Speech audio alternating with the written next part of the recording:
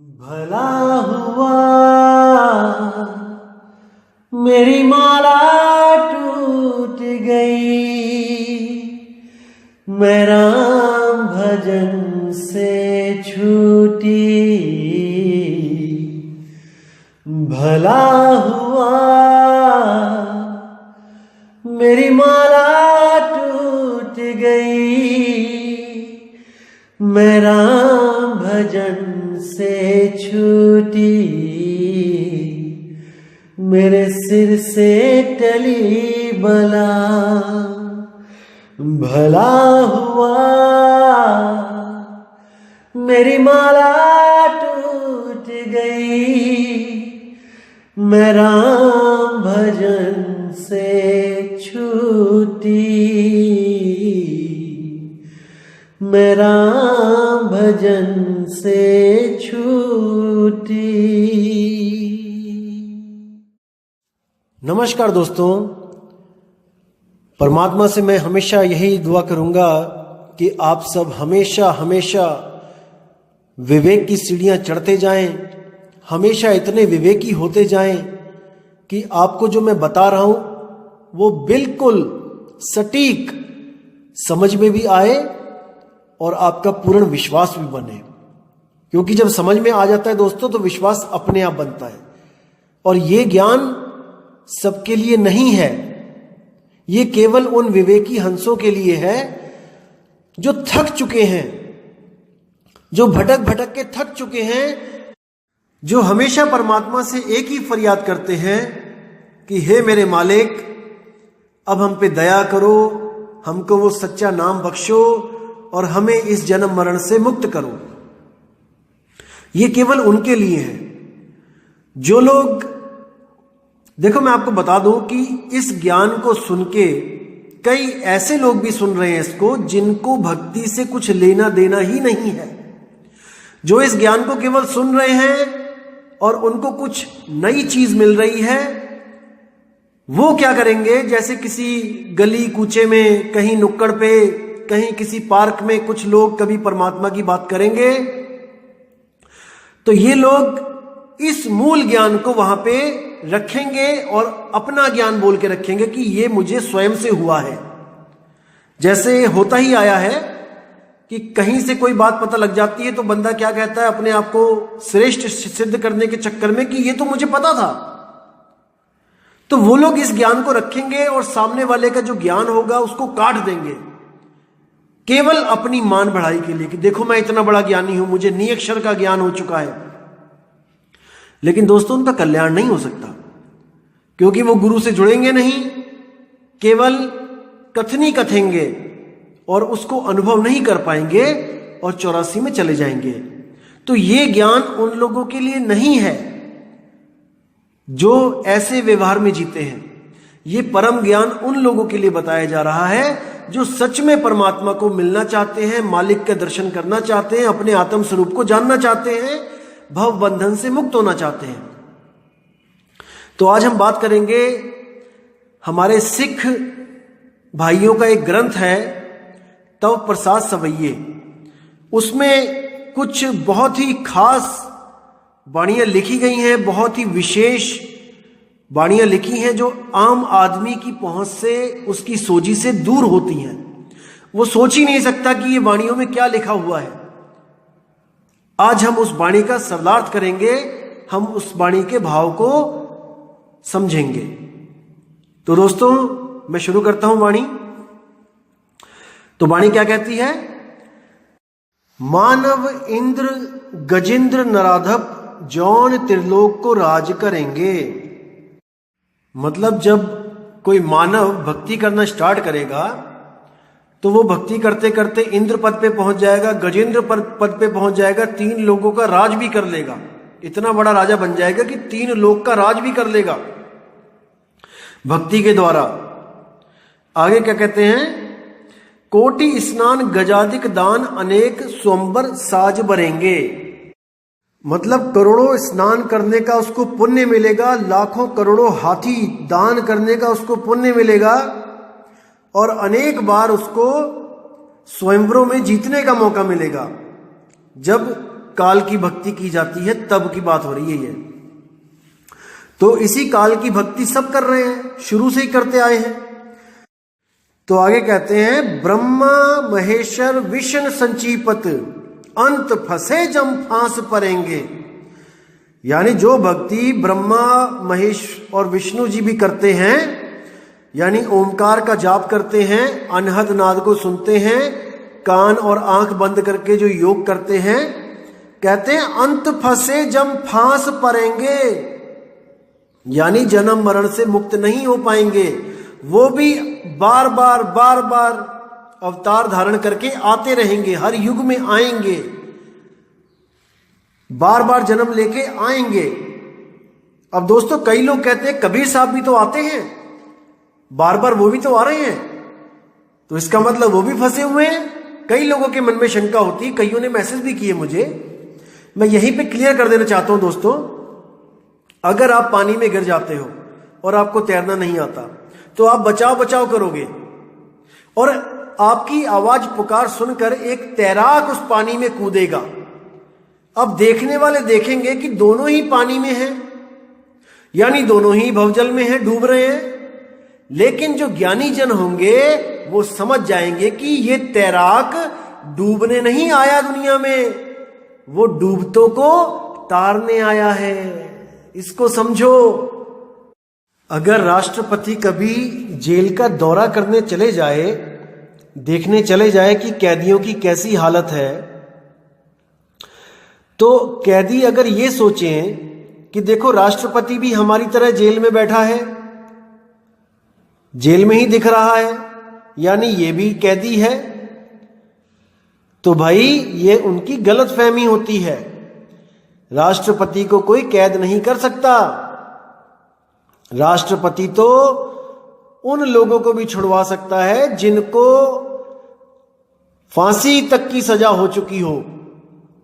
अगर वो लोग भी राष्ट्रपति से कोई अपनी जान की माफी मांग लें और राष्ट्रपति को दया आ जाए, तो वो जज के फैसले को भी काट सकता है। इसी तरह कबीर साहब भी इस दुनिया में आते हैं हमें बचाने, ना कि वो खुद फंसे हुए हैं।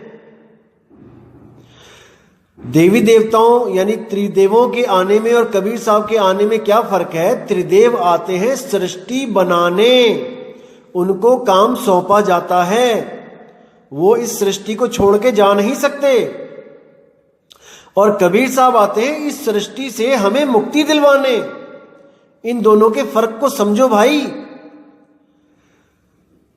रजोगुण सतोगुण तमोगुण, ब्रह्मा विष्णु महेश इस सृष्टि बनाने वाले जो मेन इसका हेड है, जो काल की ये सृष्टि है, मृत्यु लोक है ये, उसके गुलाम हैं, उस ब्रह्म के जिसकी साधना में तीनों बैठे हैं। शंकर जी हिमालय पे बैठे हैं, तपस्या करते हैं उसकी, ब्रह्मा जी कमल के फूल के ऊपर बैठे हुए हैं और विष्णु जी शेष शैया पे बैठे हुए हैं। शेषनाग पे हाथ में कमल है, आंखें बंद है, ध्यान में लीन है। आप ग्रंथ उठा के देखो, उसमें साफ साफ लिखा हुआ है कि शंकर जी किसकी भक्ति करते हैं, विष्णु जी किसकी करते हैं, ब्रह्मा जी किसकी करते हैं, सब कुछ लिखा हुआ है पुराणों में।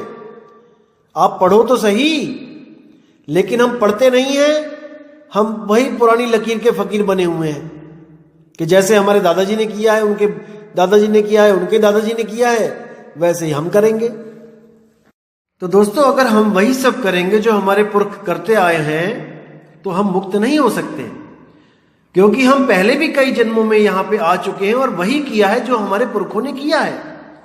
लेकिन आज हम फिर यहीं बैठे हैं। इसका मतलब जो हमने पुराने जन्मों में किया है उससे हमारी मुक्ति नहीं हुई है, तभी तो हम यहां बैठे हैं भाई। तभी बैठे हैं ना जो हमने, देखो सतयुग द्वापर त्रेता में भी हम थे।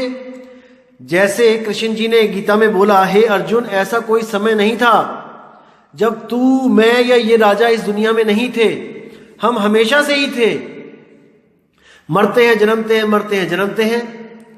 तो अगर हम उस वक्त भी थे, सतयुग में भी थे, द्वापर में भी थे, त्रेता में भी थे, तो कुछ तो किया होगा हमने, कोई नाम तो जपा होगा हमने, या बिना नाम जपे हम लोग रह गए? कुछ तो किया होगा भाई, हवन यज्ञ कुछ जाप ताप कुछ तो किया होगा। लेकिन फिर भी हम यहां पे बैठे हुए हैं, इसका मतलब हमने जो कुछ भी किया आज तक उससे हमारी मुक्ति नहीं हुई। इसीलिए बाबा नानक कहते हैं कि जो कुछ किया सतयुग द्वापर त्रेता में वो किया, उसको छोड़ो। अब कलु आयो रे एक नाम बोवो बोवो। गुरु ग्रंथ साहब में बाबा नानक साफ कहते हैं अब कलु आयो रे, यानी अब कलयुग आ गया मेरे भाई। सतयुग द्वापर त्रेता में जो किया उसको भूल जाओ और अब नाम लो। कौन सा नाम? मेरा निज नाम, मेरा निज सार, अपना निज नाम। वही आपका कल्याण कर सकता है, किसी और के नाम आपका कल्याण नहीं कर सकते। कहते हैं हमको इतनी शक्ति देना मन विजय करें, अरे दूसरों की जय से पहले खुद की जय करें। ये बहुत सोच समझ के बनाई गई है ये वाणी, लेकिन हम कभी इसको समझ नहीं पाए। कबीर साहब करते हैं अरे किसको भजेगा, तू खुद ही है, तू खुद ही है। अपने आप को ढूंढ ले, अपने आप को चीन ले, तुझे किसी की जरूरत नहीं पड़ेगी, तू स्वयं ही मालिक हो जाएगा। कहां भरमों में पड़ा है भाई। तो नानक साहब भी कहते हैं सुरत शब्द का खेल है, क्या भर में सच साचा होए, सांच शब्द बिन मुकत न कोए। वो सच्चे शब्द के बिना मुक्त नहीं हो सकता कोई। जैसे जल में कमल निरालम मुर्गा भी निशाने, और सुरत शब्द भव सागर तरिए नानक नाम बखाने। जैसे जल में कमल निरालम, यानी कि कमल होता जल में ही है, लेकिन उसके पत्तों को जल छू नहीं सकता, बिल्कुल सूखे होते हैं पत्ते उसके, पानी टिक ही नहीं सकता कमल के पत्ते के ऊपर। जैसे जल में कमल निरालंब मुर्गा भी निशाने। मुर्गा भी होता है, एक पक्षी होता है जो पूरा दिन पानी में अंदर गोते मार मार के मछलियां पकड़ता है, और जब घर जाने की बारी आती है तो सूखे सूखे पंखों से उड़ जाता है। यानी पानी भी उसको रोक नहीं पाया, भिगो नहीं पाया।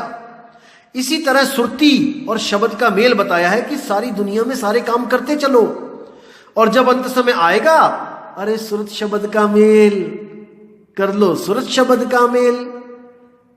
शब्द में अपनी सुरत लगाओ और निकल जाओ यहां मुर्गाबी की तरह।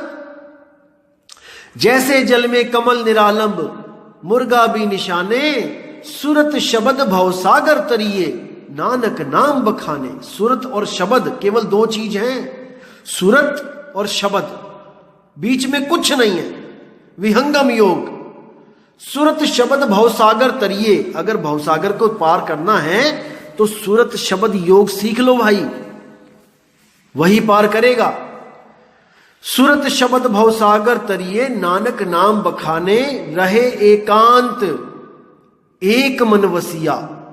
अब देखो कितनी गहरी बात है, यहां पे समझोगे तो आएगी समझ में। रहे एकांत एक मन वसिया, यानी कि अकेले ही रहोगे, किसी की जरूरत नहीं पड़ेगी। एक मन वसिया, अपना निज रूप, उससे प्रेम करोगे, अपने निज रूप से प्रेम करोगे, अपने निज नाम से प्रेम करोगे।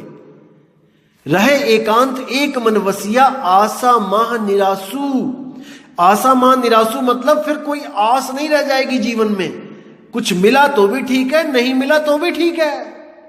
आशा माह निरासु, अगम अगोचर दीख दिखावे नानक ताकर दासू। ऐसा गुरु मिल जाए जो अगम अगोचर दीख दिखावे, उस अगोचर को दिखा देवे, लखा देवे, वो शब्द बता देवे जो 52 अक्षरों से परे है। तो नानक ताकर दासू, नानक उसके चरणों की धूल है, उस गुरु के जो आपको अगम अगोचर दीख दिखा देवे। तो उस गुरु को कहते हैं सतगुरु। सतगुरु सोई सतनाम बतावे, बाकी गुरु कोई काम ना आवे। अब कई अज्ञानी अधूरे गुरु क्या कहते हैं कि सतनाम क्या है, ओम सोहम। देखिए अज्ञान। और नानक साहब की वाणी है, कबीर साहब की वाणी है कि सतगुरु सोई सतनाम बतावे। जो आपको सतनाम बता देता है, सतनाम लखा देता है, वही सतगुरु है। अगर ओम सोहम वाला सतगुरु है, ओम सोहम सतनाम है, तो भाई नाथ पंथों में आज भी ओम सोहम मिल रहा है, तो यानी वहां भी सतगुरु बैठे हैं। नहीं दोस्तों, सतगुरु वो जो सतनाम लखाएगा, जपवाएगा नहीं। जैसे कई लोग कह देते हैं कि ओम सोहम ये सतनाम है, और कबीर साहब की वाणी कहती है ओमकार निश्चय भया सो करता मत जान, सांचा शब्द कबीर का पर्दे में पहचान। ओमकार का खंडन कर दिया। ओमकार है वेद का मूला, ओमकार में सब जग भूला, ओमकार जो वेद बखाने सोई काल कोई मरम न जाने।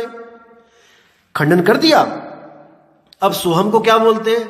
जो जन होंगे जो हरि रतन लेंगे बिल गाए, सोहंग सोहंग जपी मुआ मिथ्या जन्म गवाए। सोहम को भी खंडन कर दिया। ओम भी खंडन, सोहम भी खंडन। तो ओम और सोहम मिलके सतनाम कैसे बन सकते हैं? कैसे बन सकते हैं? मुझे इतना जवाब दे दो।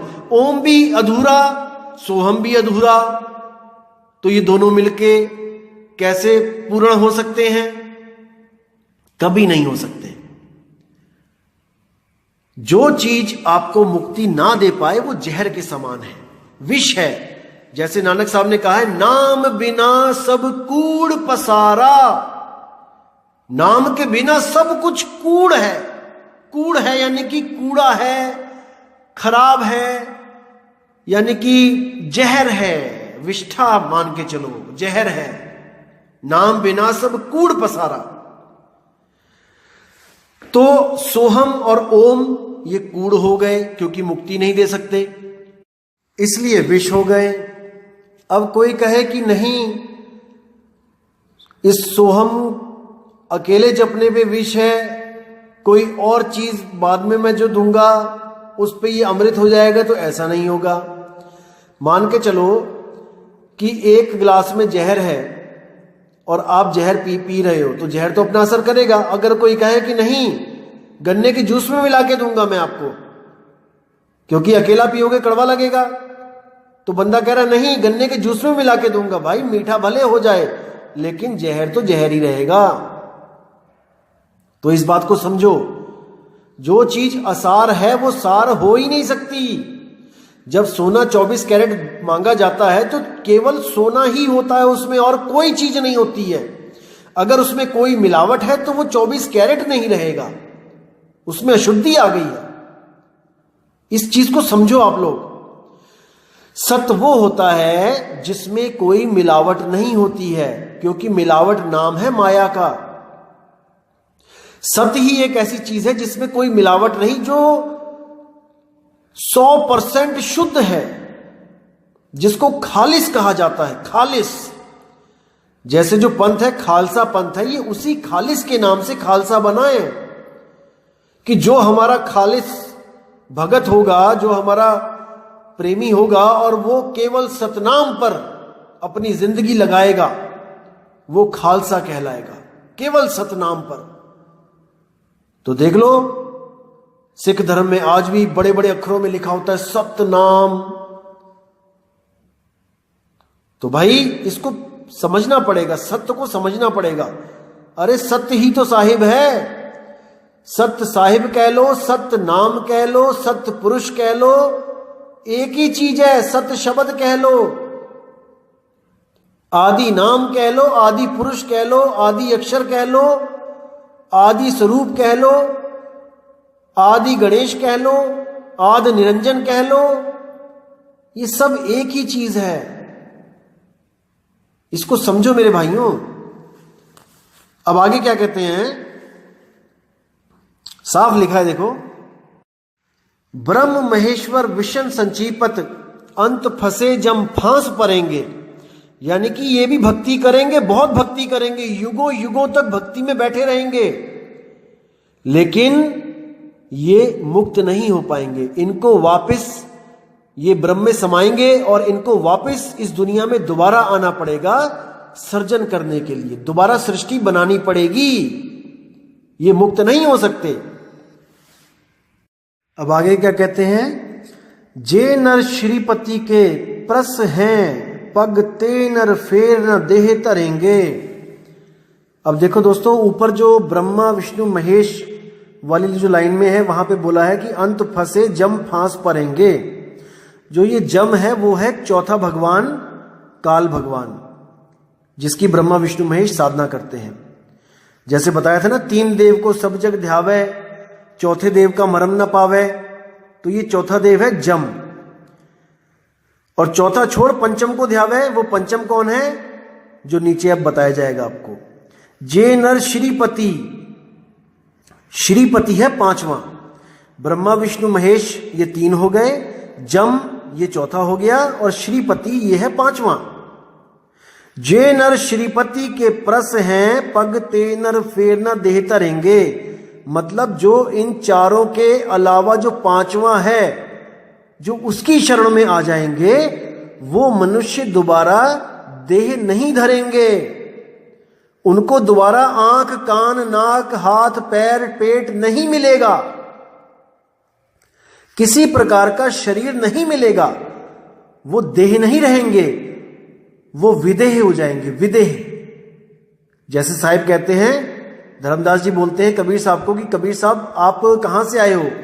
तो कबीर साहब कहते हैं कि मैं जिस देश से आया हूं वहां पे शरीर नहीं है, मैं विदेह स्वरूप हूं। तो वो क्या कहते हैं, अरे दिखे देही कहो विदेही। ऐसे कैसे हो सकता है, मुझे तो देही दिख रही है आपकी। तब उन्होंने बोला ये देही केवल तेरे करके, यानी तुम लोगों को समझाने के लिए ये मैंने धारण की है, असल में मैं देही नहीं विदेही हूं। हम है पुरुष विदेही। तो इसको ज्ञान को समझो मेरे भाई। अब देखिए आगे क्या कहते हैं, कहा भयो जो 2 लोचन मूंद के, बैठ रहियो बक ध्यान लगायो।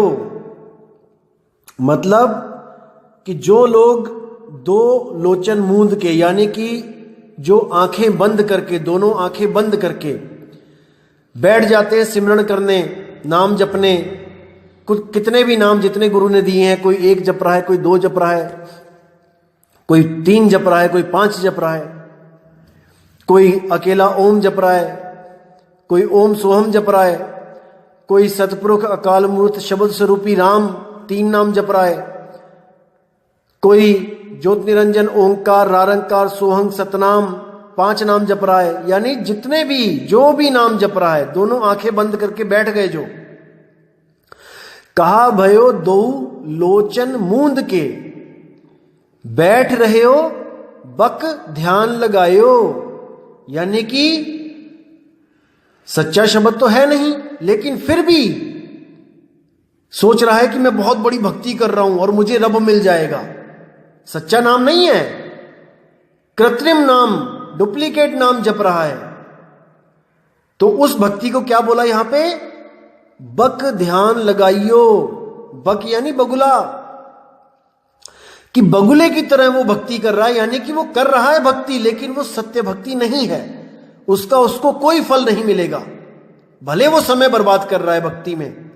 तो ये उसी की तरह है जैसे बगुला एक पैर पे खड़ा हो जाता है पानी में, तो कोई सोचता है कि देखो कितनी तपस्या कर रहा है, और जैसे ही कोई मछली आती है उसी वक्त उसका भक्षण कर लेता है, खा जाता है। तो जैसे कई आपने पंथ देखे होंगे, सफेद सफेद कपड़े पहन के, चिट्टे कपड़े पहन के, ऐसा लगेगा आहा बहुत बड़े सत्संगी हैं, इनका गुरु तो पूरा ही होगा।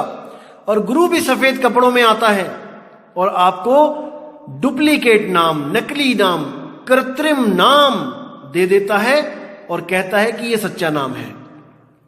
कहते हैं ऐसे गुरु खुद भी नरकों में जाते हैं और अपने शिष्यों को भी ले जाते हैं। अगली लाइन में यही बताया जा रहा है कि जो गुरु दोनों आंख मुंदवा के, दोनों आंख बंद करवा के त्रिकुटी में ध्यान लगवा देते हैं, कहते हैं बक ध्यान लगाइयो, वो बगुले हैं। आगे देखिए क्या लिखा है, नहात फिरियो लिए 7 समुद्र, लोक गयो पर लोक गवाइयो। और कुछ गुरु होते हैं जो आपको नदियों में नहाने के लिए बोल देते हैं कि वहां पे नहा ले तेरे कर्म कट जाएंगे, वहां नहा ले तेरे पाप धुल जाएंगे।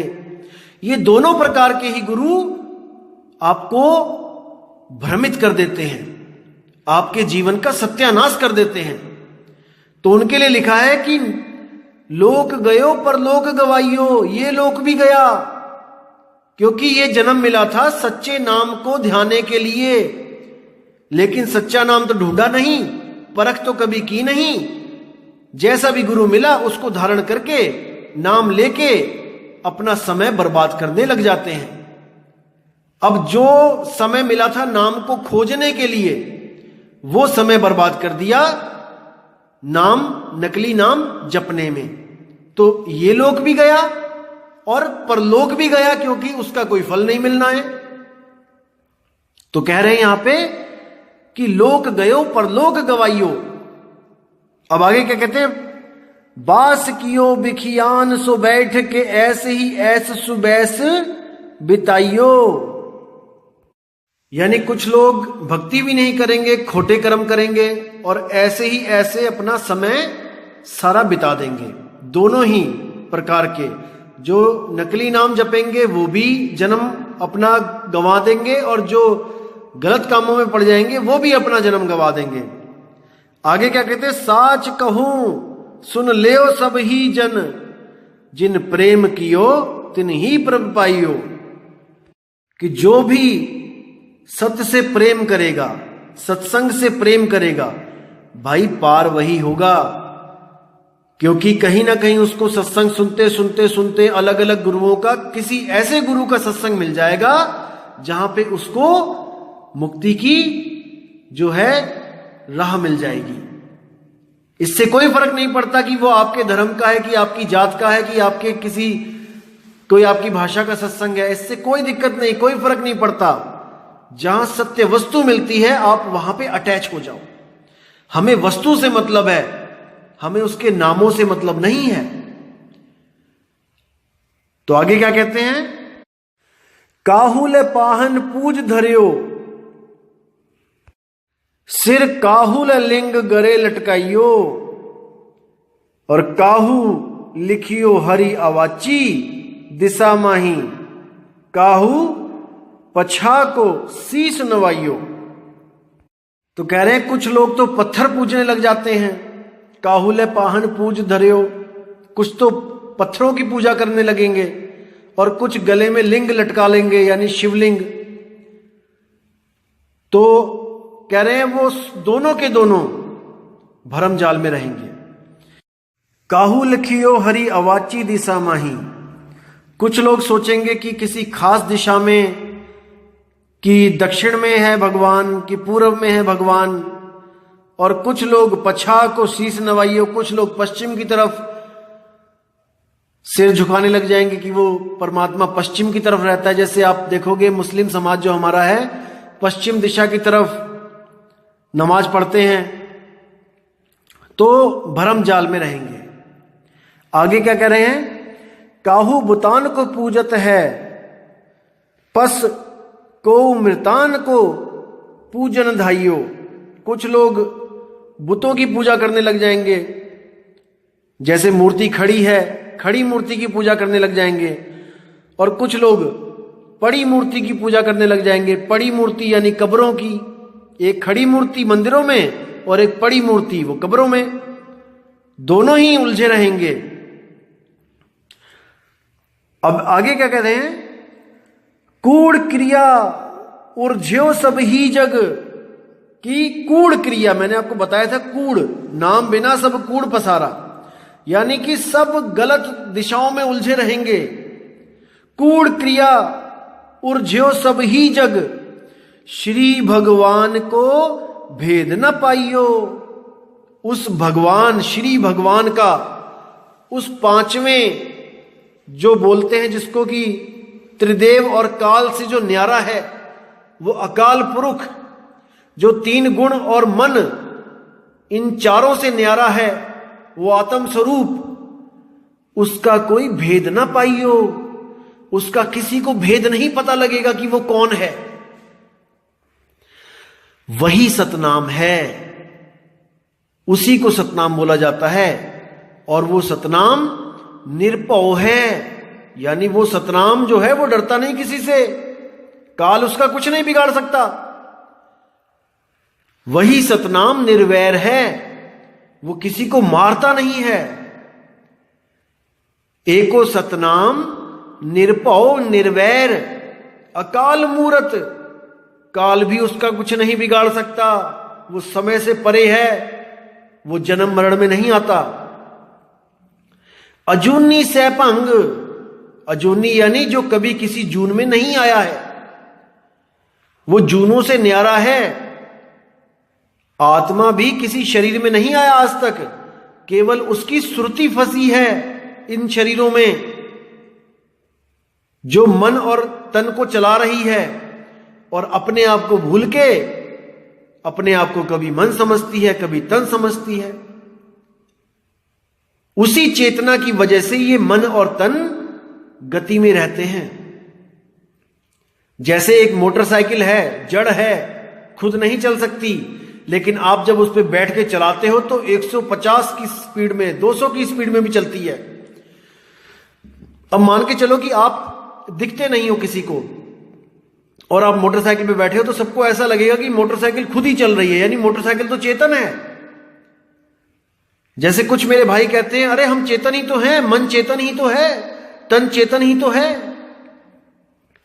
भाई मन और तन चेतन नहीं है, ये तो उस चेतना की वजह से चेतन हुए पड़े हैं। मोटरसाइकिल खुद नहीं चल सकती, आप चलाओगे तब चलेगी, जिस दिन आप छोड़ दोगे उस दिन वहीं खड़ी रहेगी, चाहे 1 साल बाद देख लेना, जहां खड़ी करोगे वहीं मिलेगी। तो इसको समझो दोस्तों, मन और तन दोनों जड़ हैं, वो उस चेतन सत्ता की वजह से चेतन लग रहे हैं, जिंदा लग रहे हैं।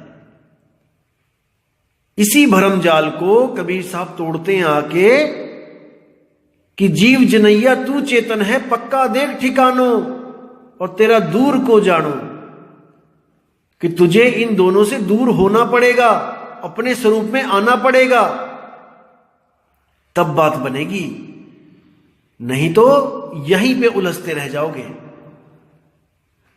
तो 3 गुण और चौथा जो है इनका पिता, इन दोनों को समझो अच्छी तरह। 3 गुणों की भक्ति में भूल पड़े हो संसार, और कहे कबीर निज नाम बिन कैसे उतरो पार, तुम्हारे अपने नाम के बिना तुम पार नहीं हो सकते।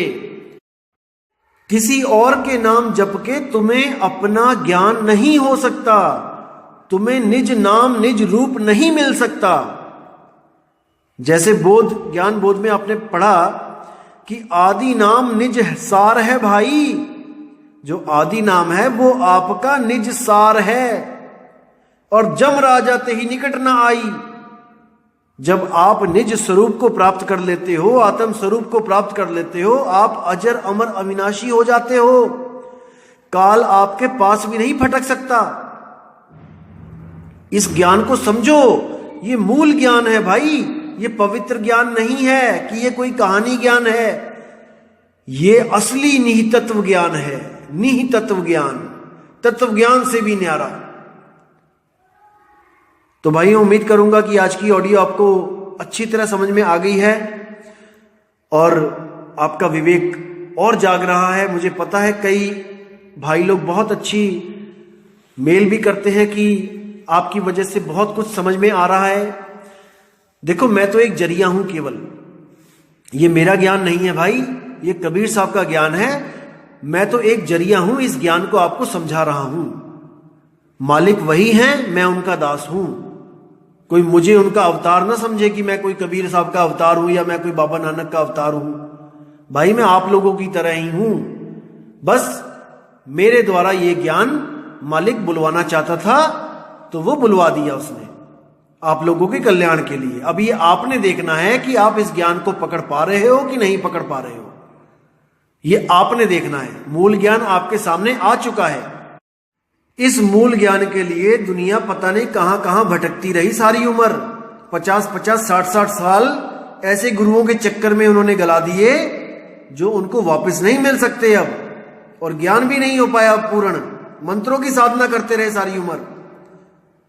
तो ये मूल ज्ञान अब आपके सामने बिल्कुल स्पष्ट रखा जा रहा है, और अब आपने करना है अपनी आत्मा का कल्याण। कोई और नहीं आएगा ऊपर से कोई, कोई भविष्यवाणी होगी आसमान से कि कौन सा ज्ञान सही है कौन सा गलत है। ये आपके अंदर से विवेक शक्ति पैदा होनी चाहिए। वाणी मैं सामने रखूंगा, वाणी को मैं भावार्थ करूंगा। अब ये आप देखो कि मैं सही बोल रहा हूं कि मैं गलत बोल रहा हूं। ये आप ही हो जो अपना कल्याण कर सकते हो, कोई अन्य आपका कल्याण नहीं कर सकता। भूख आपको लगी है, खाना आपको ही खाना पड़ेगा। प्यास आपको लगी है, पानी आपको ही पीना पड़ेगा। किसी और के पानी पीने से आपकी प्यास नहीं बुझेगी। इसलिए मैं कह रहा हूं कि इस मूल ज्ञान को अच्छी तरह समझो, इसको परखो, और अगर सत्य लगे तो इसको अपना लो, इसको दिल में जगह दो। यह किसी आम इंसान का ज्ञान नहीं है, यह स्वयं महाचैतन्य सतगुरु सत्य कबीर साहब का ज्ञान है। इसको जानो, इसको परखो, इसको समझो। आप लोगों के कल्याण के लिए यह बोला जा रहा है। और मैं माफी चाहूंगा आप लोगों से, जो लोग मेरी फोटो मांगते हैं, मुझे कहते हैं एक फोटो ही भेज दो। दोस्तों, मैं शक्ल नहीं हूं, मैं शब्द हूं, और मैं चाहता हूं कि कोई मेरी शक्ल में ना उलझे। शक्ल से प्रेम नहीं करना है। आगे जो मैं ज्ञान आपको दूंगा, आपको आपकी ही शक्ल से दूर कर दूंगा। आपको अपनी शक्ल से भी मोह नहीं रहेगा, और उस शब्द से तभी प्रेम कर पाओगे। वो शब्द गुरु तभी आपकी जिंदगी में आएगा जब आप इन देह गुरु से न्यारे हो जाओगे। वरना आप किसी ना किसी शक्ल में उलझ जाओगे, किसी ना किसी देह में उलझ जाओगे। गुरु बनाना इसलिए जरूरी होता है क्योंकि वो गुरु हमें इस देह स्वरूप से हटके हमें आत्म स्वरूप में स्थित करता है। और वो जो गुरु हमें ज्ञान देता है वो स्वयं आत्म स्वरूप ही होता है। देह तो बस देखने मात्र के लिए है, हमें समझाने के लिए धारण कर रखी है। असल में वो भी शब्द स्वरूप है, आप भी शब्द स्वरूप हो, मैं भी शब्द स्वरूप हूं। इसलिए शक्लों का चक्कर छोड़ो मेरे भाई। जो मैं शब्द आपके सामने रख रहा हूं, ये जो मेरी आवाज है, इस आवाज से प्रेम करो, इस सत्संग से प्रेम करो। यही आवाज आपके दिलों में उस सच्चे मालिक के लिए, उस सच्चे शब्द के लिए प्यार पैदा करेगी। बिन गुरु प्रीत न उपजे, हऊ में मैल न जाई।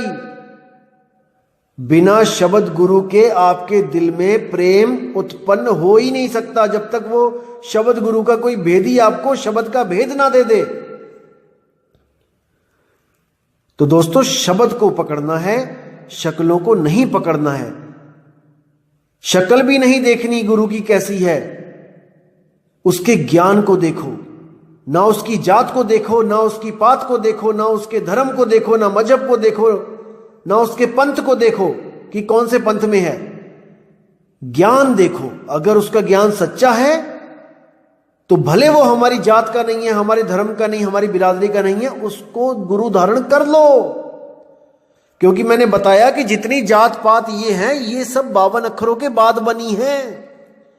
अगर काखा गागा अंगा ना होता, चाचा जाजा टाठा डाडा ना बनता, तो कौन हिंदू, हिंदू का हा कहां से आता, सनातन का सा कहां से आता, मुस्लिम का मां कहां से आता, ईसाई का ई कहां से आता, सिख का सा कहां से आता।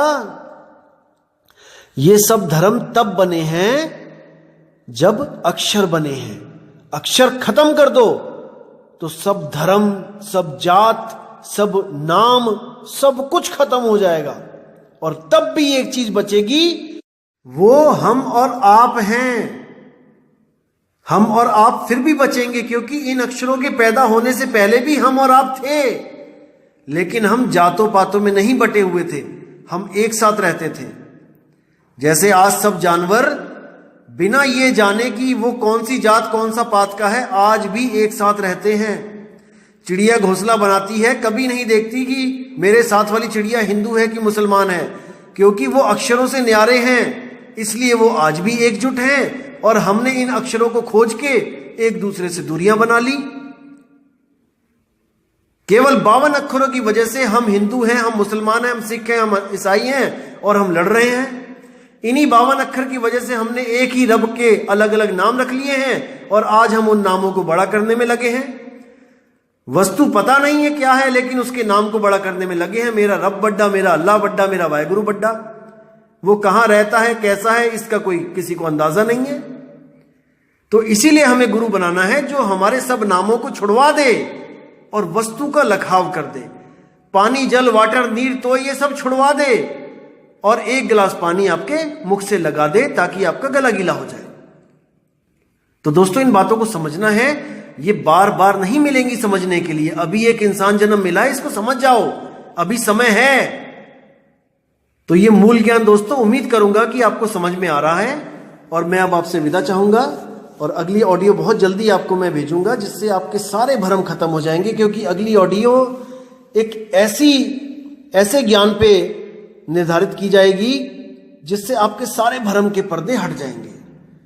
तो दोस्तों, आपसे विदा चाहूंगा और बहुत जल्दी आपसे मिलूंगा। तब तक के लिए साहिब बंदगी सतनाम। जय गुरु बंदी छोड़ बैराग साहिब, जय गुरु बंदी छोड़ मदन साहिब, जय गुरु बंदी छोड़ मेरे बाबा नानक जी। सब संतों की जय हो। जय गुरु बंदी छोड़ सतगुरु सत्य कबीर साहिब जी की सदा ही जय हो। साहिब बंदगी। भला हुआ मेरी माला टूट गई, मैं राम भजन से छूटी। भला हुआ